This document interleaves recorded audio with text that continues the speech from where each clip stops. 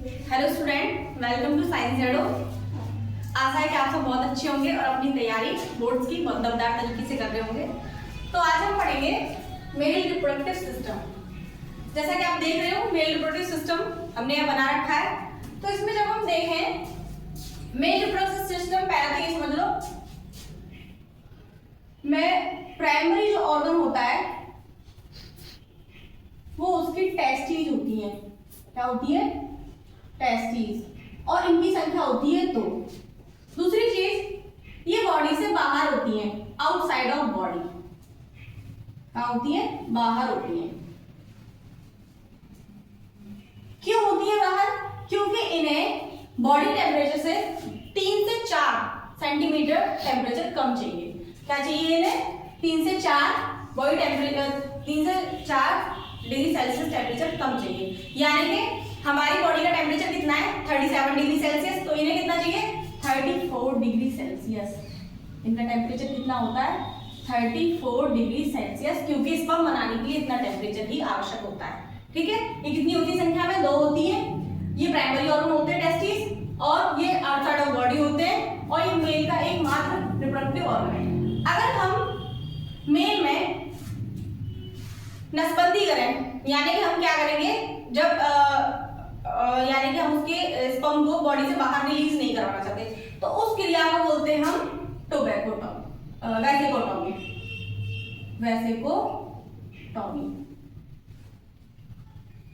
ठीक है, ये हम देखेंगे कहां पर वेसिकोटॉमी कैसे होती है। ठीक है, उसके बाद अब हम मेल रिप्रोडक्टिव ऑर्गन देखें तो इसमें ग्लैंड होती है, ट्यूब होती है, और प्राइमरी ऑर्गन होता है। तो हमने प्राइमरी ऑर्गन तो देख लिया, प्राइमरी ऑर्गन तो हमने देख लिया।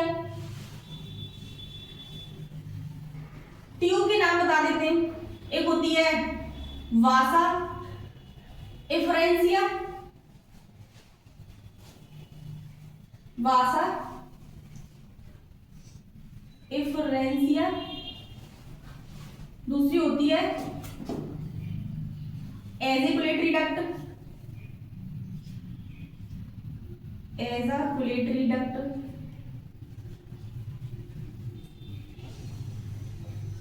अगली होती है वासा डिफरेंसिया,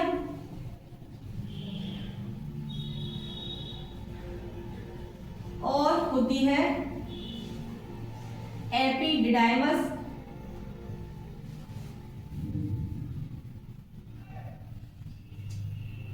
और होती है यूरेथ्रा।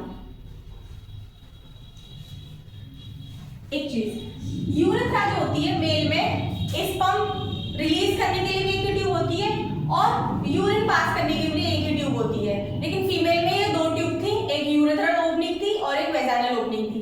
ठीक है, तो हम इसमें ये सब देखते हैं कि ये सब कहाँ प्रेजेंट है। तो ये हमारी टेस्टिस है, ये हमारी टेस्टिस है, और आप देख सकते हैं 1 और 2 टेस्टिस है।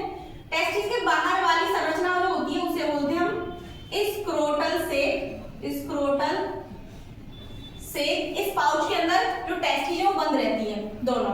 ठीक है, इसके ऊपर जो ट्यूब है इसे बोलते हैं हम बासा डिफरेंसिया। बासा डिफरेंसिया। और यहां पर ये क्या है? Urinary bladder. Urinary bladder. इस यूरिनरी ब्लैडर के जस्ट नीचे यहां पर एक ग्लैंड पाई जाती है। ग्लैंड पाई जाती है, उस ग्लैंड का नाम है, या हम ग्लैंड भी लिख देते हैं। इसमें कितनी ग्लैंड पाई जाती है? ये आपने ट्यूब लिखी है, ये ट्यूब है, और यहां हम ग्लैंड लिख देते हैं। इसमें ग्लैंड 3 पाई जाती है। पहली सेमिनल वेजाइकल, दूसरी प्रोस्टेट,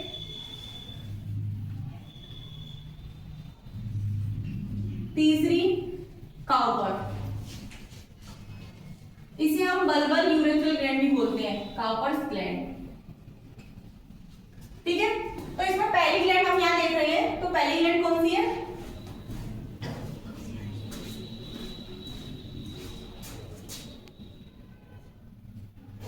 सेमिनल वेजाइकल।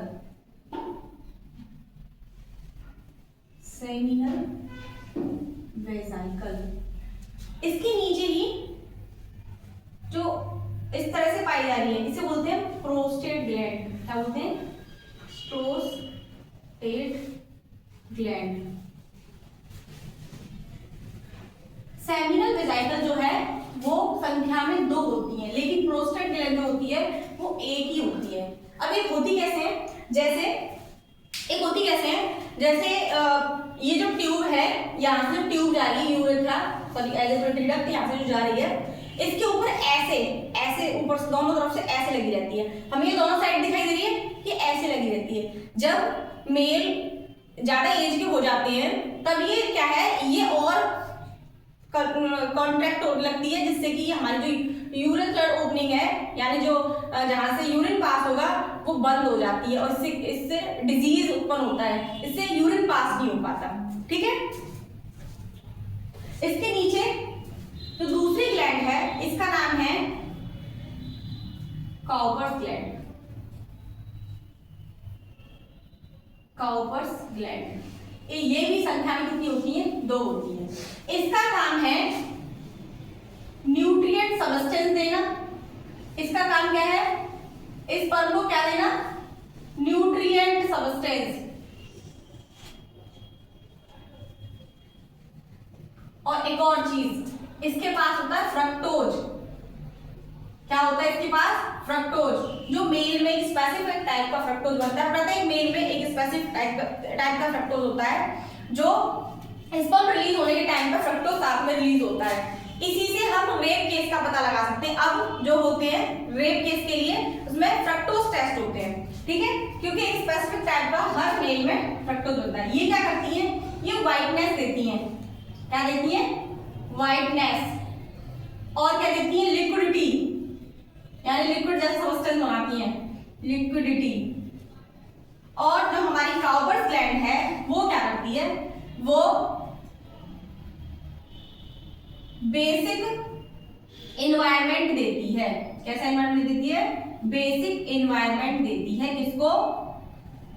अगर इसको हम यहाँ से आ रहे होंगे तो उससे पहले इस ट्यूब को बेसिक एनवायरनमेंट में चेंज कर देगी। इस ट्यूब को क्या कर देगी? बेसिक एनवायरनमेंट में चेंज कर देगी। जैसे प्रधानमंत्री जी आते हैं उससे पहले रेड कारपेट बिछा दी जाती है उनके आने के उपलक्ष्य में, ऐसे ही यहाँ पर क्या होता है? स्पर्म आने वाले उससे पहले यहाँ पर एक हार्मोन रिलीज कर दिया जाएगा जो काउपर्स ग्लैंड रिलीज करेगी, जिससे कि स्पर्म आए तो आराम से जा सके, उन्हें कोई दिक्कत ना हो। मोदी जी के लिए क्यों बिछाई जाती है रेड कारपेट? इसलिए तो बिछाई जाती है। ठीक है। इसको हम कहते हैं एजेक्युलेटरी डक्ट। क्या कहते हैं? एजेक्युलेटरी डक्ट। अगर हम टेस्टिस को जूम करके देखें, चलो मैं आपको जूम करके दिखाती हूँ। अगर हम टेस्टिस को जूम करके देखें तो ये टेस्टिस कुछ इस टाइप से दिखाई देती है। टेस्टिस के बाहर स्क्रोटल से, अभी बताया, स्क्रोटल या स्क्रोटल टेस्टिस, इसके अंदर क्या होते हैं? बहुत सारे लोब्यूल्स होते हैं, बटे हुए बहुत सारे लोब लाइक स्ट्रक्चर होती हैं, जिन्हें हम बोलते हैं टेस्टिकुलर लोब्यूल्स। क्या बोलते हैं हमें? Testicular lobules.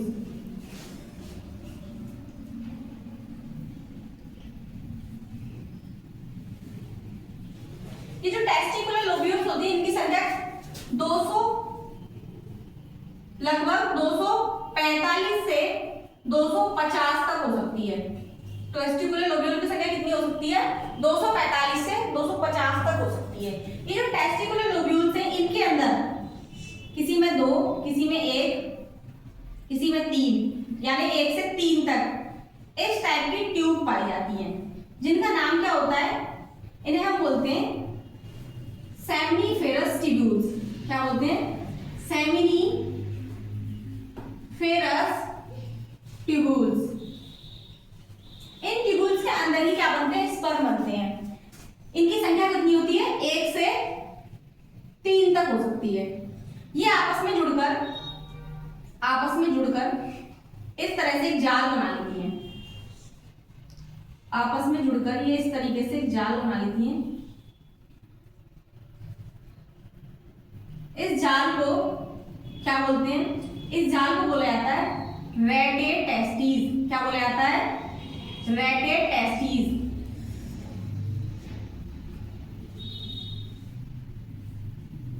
रेटे मीन्स जाल, किसका जाल? टेस्टीज का जाल, रेटे टेस्टीज। ये जाल जो है, ये जाल, इसके अंदर से कुछ ऐसी ट्यूब्स निकलती हैं, इसके अंदर से ऐसी ट्यूब्स निकलती हैं, नाम गलत जगह लिखती है,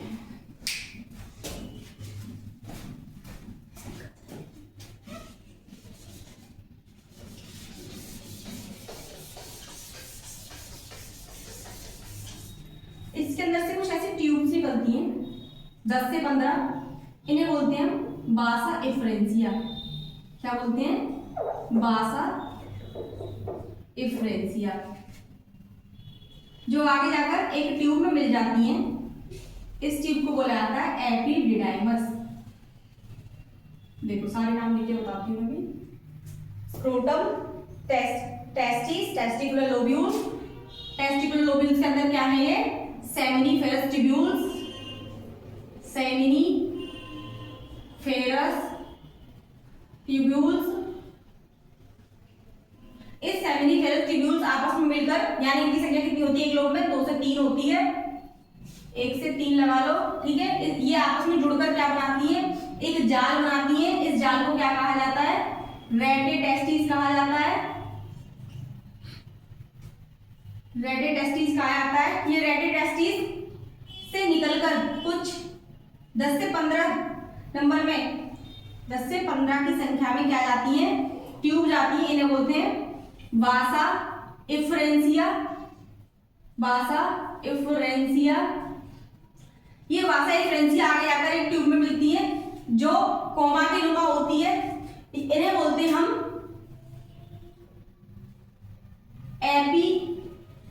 एपिडिडाइमस, एपिडिडाइमस। और ये एपिडिडाइमस आगे जाकर एक ट्यूब में खुलती है जिसे बोलते हैं वासा डिफरेंसिया, वासा डिफरेंसिया। ठीक है, देखो स्पर्म कहां बनेंगे?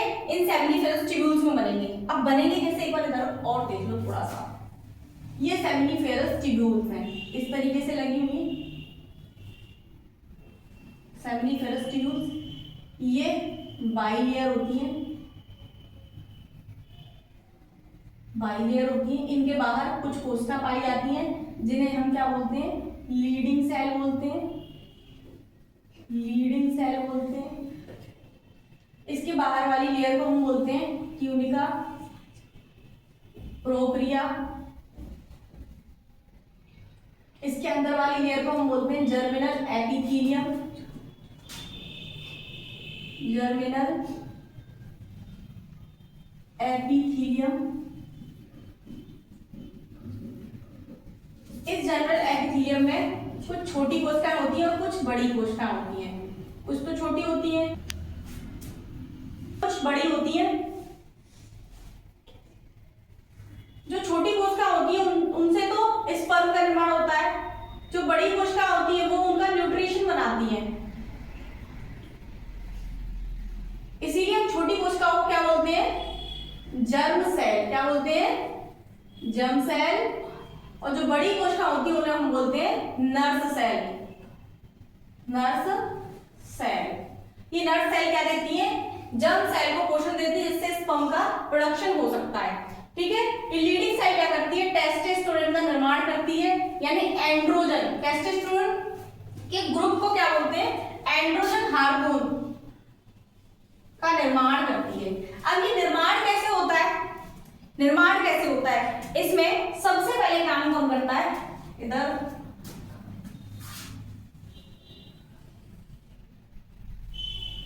ये पोर्शन है, ठीक है, इसके बाद ये वाला है, ठीक है। अब निर्माण कैसे होता है इनका, स्पर्म का, तो हम देख लेते हैं। सबसे पहले हमारे हाइपोथैलेमस, हाइपोथैलेमस ग्लैंड,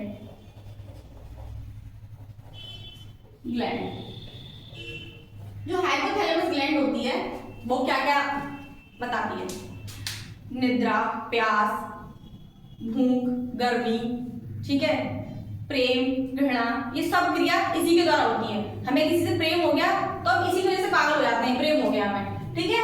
तो हाइपोथैलेमस जब हमें एडोलसेंस स्टेज आ जाती है, यानी कि हम 11 से 15 के बीच में होते हैं, तब ये हाइपोथैलेमस एक हार्मोन रिलीज करती है जिसका नाम होता है GnRH, गोनाडोट्रोपिन रिलीजिंग हार्मोन। क्या नाम है? Gonadotropin releasing hormone. ये हार्मोन कहा जाता है पिट्यूटरी ग्लैंड के पास जाता है, पिट्यूटरी ग्लैंड के पास जाता है, यानी मास्टर ग्लैंड। पिट्यूटरी ग्लैंड कौन सा हार्मोन रिलीज करती है? गोनाडोट्रोपिन हार्मोन रिलीज करती है, अभी गोनाडोट्रोपिन हार्मोन कौन सा हार्मोन होता है? गोनाडो हार्मोन। ये गोनाडोट्रोपिन हार्मोन जो होता है ये दो प्रकार का होता है, एक होता है LH और एक होता है FSH। जो LH होता है उसका नाम होता है ल्यूटिनाइजिंग हार्मोन, जो FSH होता है उसका नाम होता है फॉलिकल स्टिमुलेटिंग हार्मोन। नाम से प्रदर्शित हो रहा है। पहला पॉइंट क्या था? हाइपोथैलेमस ने स्टिमुलेशन रिलीज किए किस रूप में? Gonadotropin releasing hormone. कहां भेजा? पिट्यूटरी के पास। कौन सी पिट्यूटरी के पास? एंटीरियर पिट्यूटरी के पास, यानी पिट्यूटरी के आगे वाले भाग के पास। पिट्यूटरी ने कौन सा हार्मोन रिलीज किया? गोनाडोट्रोपिन, जो दो प्रकार का होता है, एक होता है LH, एक होता है FSH। अब LH कहां जाएगा और FSH कहां जाएगा? LH जाएगा लीडिंग सेल के पास। अब देखो लीडिंग सेल कहां है? लीडिंग सेल का हम पहले हम जाते हैं मेल रिप्रोडक्टिव सिस्टम के पास, तो हमने देखा यहाँ पर कहीं भी लीडिंग सेल नहीं दिखाई दे रही, यानी हमें जूम में जाना पड़ेगा, जूम करना पड़ेगा हमें इसे। तो सबसे पहले देखो यूरेथ्रा, इसको हम पेनिस बोलते हैं, एक्सटर्नल जेनेटिया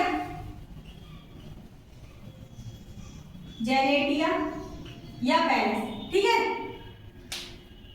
यानी कि अगर हम जाएं तो टेस्टिस को हमने जूम कर देखा, तो टेस्टिस में vasa deferentia, rete testis, seminiferous tubules. Seminiferous tubules को देखें तो यहाँ पर दो सेमिनिफेरस ट्यूब्यूल्स के बीच में लीडिंग सेल पाई जा रही है जो एंड्रोजन का निर्माण करती है। अब एंड्रोजन का निर्माण कैसे होगा? तो यहाँ पर आएगा कौन? LH। कौन आएगा? LH आया। LH ने लीडिंग सेल को स्टिमुली दी कि भाई तुम्हें क्या बनाना है? तुम्हें एंड्रोजन बनाना है। एंड्रोजन का अर्थ क्या है? तुम्हें टेस्टोस्टेरोन बनाना है, बहुत मात्रा में बनाना है टेस्टोस्टेरोन। टेस्टोस्टेरोन ज्यादा से ज्यादा मात्रा में बनेगा, उसी को हम बोलते हैं एंड्रोजन, यानी ग्रुप ऑफ टेस्टोस्टेरोन हार्मोन क्या कहलाता है? एंड्रोजन कहलाता है। एंड्रोजन इन्होंने रिलीज किया। ये एंड्रोजन इस प्रकार से फैला हुआ था लीडिंग सेल के पास। ये निकाल के इन्होंने इधर, ये लीडिंग सेल है और ये क्या है? एंड्रोजन है। ये एंड्रोजन है छोटा छोटा और ये लीडिंग सेल है, ठीक है। इन्होंने एंड्रोजन रिलीज किया है। अब अंदर क्या होगा? अंदर कौन जाएगा? फॉलिकल के पास FSH हार्मोन। कौन जाएगा? FSH hormone. FSH हार्मोन जाके क्या करवाएगा? एक स्ट्रक्चर रिलीज करवाएगा, किससे? जर्म सेल से, ठीक है, जनरल एपिथेलियम से। जनरल एपिथेलियम एक स्ट्रक्चर रिलीज करेंगे जिसे बोलेंगे हम ABP।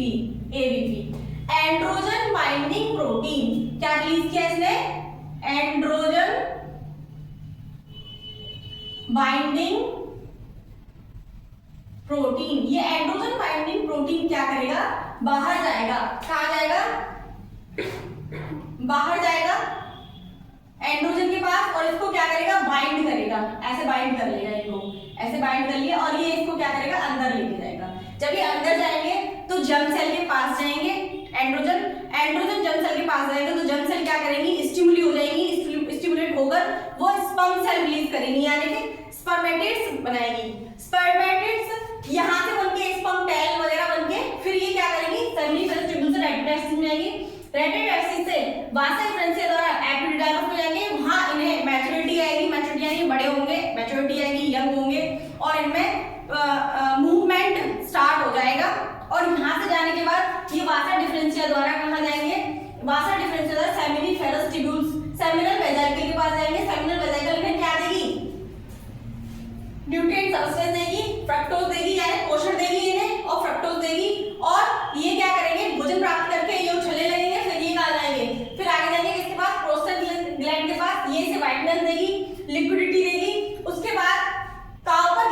यहाँ पर बेसिक नेचर प्रोड्यूस कर देगी और यहाँ से स्पर्म बॉडी से बाहर रिलीज होंगे, लेकिन खाली स्पर्म रिलीज नहीं होंगे। उस टाइम पे जब ये रिलीज होंगे तो ये क्या बन चुका होगा, ये बन चुका होगा सीमन। क्या बन चुका होगा, सीमन। सीमन का अर्थ क्या है, इसमें सेमिनल